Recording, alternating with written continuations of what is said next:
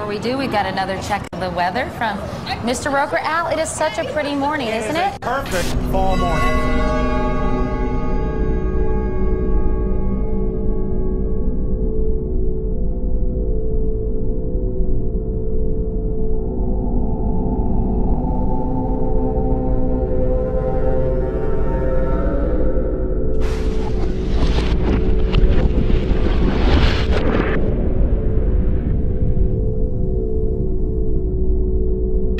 This is an NBC News special report. Here is Tom Brokaw. September 11th, the year 2001, a day unlike any other in the long course of American history, a terrorist act of war against this country.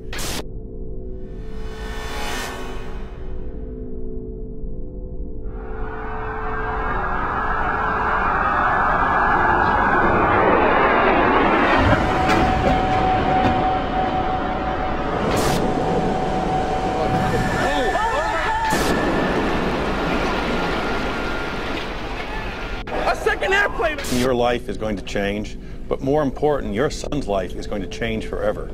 America will never be the same after September 11th, 2001. Oh my God! He's on almost everyone's list of the most likely suspects for today's attacks. The alleged mastermind, America's most wanted terrorist, Osama bin Laden. He has described the United States as the devil. This is the beast. Meanwhile, Osama bin Laden is a name that we have been hearing all day long. They now believe that bin Laden was responsible. I'm told that Osama bin Laden likely deployed more than 50 terrorists. They are now, and I'm quoting here, 90% certain. Somebody provided the logistical support for this operation, and clearly the only person. Bin Laden comes to mind right away, Mr. Brimmer. Indeed, he certainly does. Bin Laden. This is his M.O. We have to look to the Middle East. We have to look to Osama bin Laden. Osama bin Laden. Osama bin Laden. Bin Laden. Osama bin Laden. Osama bin Laden. Remember, 24 hours ago, it was the Bush tax cut, the Bush budget, the Bush economy. You don't hear any of that tonight. It's America's enemy. America's under attack.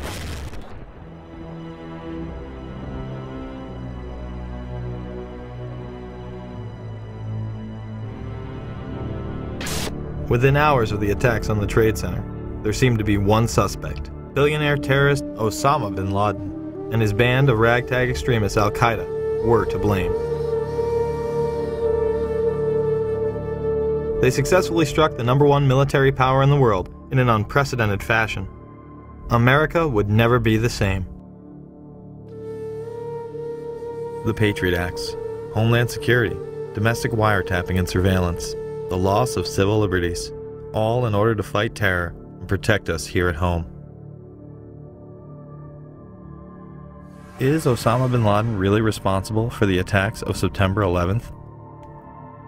If so, why can't we apprehend him? Did you know the FBI does not list 9/11 as one of bin Laden's crimes? Why not? According to Rex Toome, Chief of Investigative Publicity for the FBI, it is because there is no hard evidence linking bin Laden to the attacks. If that is the case, how could the 9/11 Commission conclude it was the work of 19 radical Muslims from the Middle East, under the direction of Khalid Sheikh Mohammed and Osama bin Laden? Bin Laden has been universally blamed for 9/11, but if one takes a closer look at the available evidence, it points to a much darker power. 7 years later, what evidence has been gathered? Let's begin with the hijackers.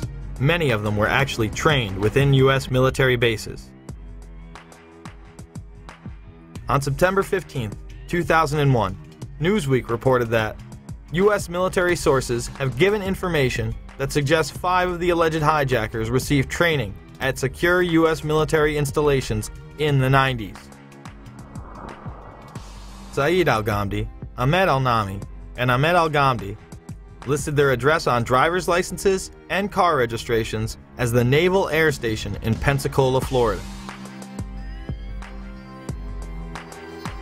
Another indication of how the hijackers were tied to U.S. bases was reported on September 12th by Fox in D.C. They stated, congratulatory phone calls were made from a separate aeronautical school in Florida, which suggests inside help for the hijackers. Now, here at Embry-Riddle School in Daytona Beach, investigators say that they did indeed intercept cell phone calls that originated out of here, calls that were congratulatory after yesterday's attacks, calls the feds say were made by terrorist sympathizers here in Daytona as well as in Broward County. The New York Times would report that the Defense Department said that Atta had gone to the International Officer School at Maxwell Air Force Base in Alabama, Abdulaziz Al-Amari to the Aerospace Medical School at Brooks Air Force Base in Texas, and Saeed Al-Ghamdi to the Defense Language Institute at the Presidio in Monterey, California. The Vice Chancellor for Student Affairs at the Defense Language Institute, where Al-Ghamdi trained, went public and said, "Bush knew of the impending attacks on America. He did nothing to warn the American people because he needed this war on terrorism. He was quickly disciplined and threatened with court-martial." Even when neighbors called the CIA on hijacker Walid al-Shiari, nothing was done. Now, you might think that some of the neighbors would be shocked to find out that a suspected terrorist lived right down the street from them, but at least one woman we spoke with was not surprised at all.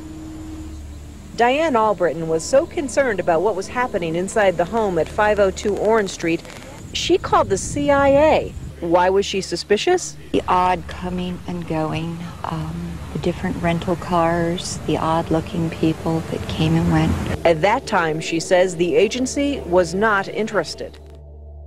How could it be that the CIA wasn't interested in this woman's story? Other government officials would go public as well. J. Michael Springman, a former head of the Visa Department in Jeddah, Saudi Arabia, would blow the whistle that the United States was taking part in covert programs as far back as 1987 to funnel in and protect Islamic terrorists. Well, it began in Jeddah when I was repeatedly told to issue visas to unqualified applicants. This went on for quite some time during most of my tour there.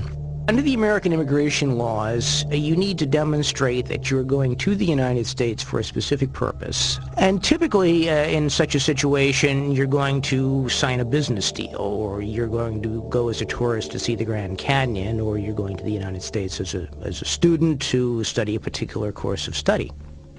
And these were people that had no job in one instance. He was a Sudanese who was unemployed in Saudi Arabia and a refugee from the Sudan.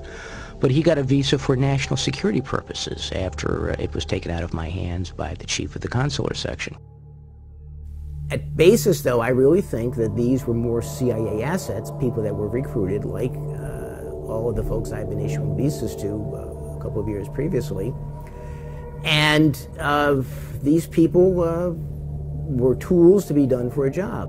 Well, the visas issued to the hijackers in Jeddah came about as a result of it being a CIA consulate. It was the 5th largest visa issuing post in the Middle East.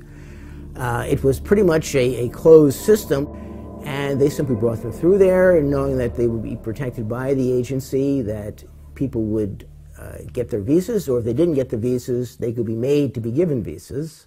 Once I got back to the United States and was out of the Foreign Service, I ran across a couple of people with ties to the American government that told me another story, that the CIA was recruiting fighters for the Afghan war against the then Soviets, and that their asset, Osama bin Laden, was working with them.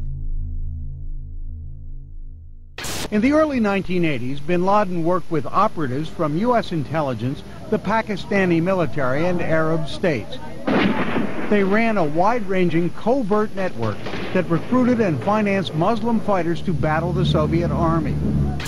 It is now known that Osama bin Laden was a CIA asset under the codename Tim Osman. Bin Laden would use this handle when he would visit the States. The relationship between bin Laden and the CIA was essentially he was one of their assets, one of the people they could turn to for help if they had questions. If they wanted somebody recruited, if they wanted somebody sent somewhere, if they wanted information, if they wanted something done, they went to bin Laden. Bin Laden isn't wanted by the FBI, and he was on a CIA payroll? Is he the brutal Islamic terrorist we have been led to believe? Or a mere frontman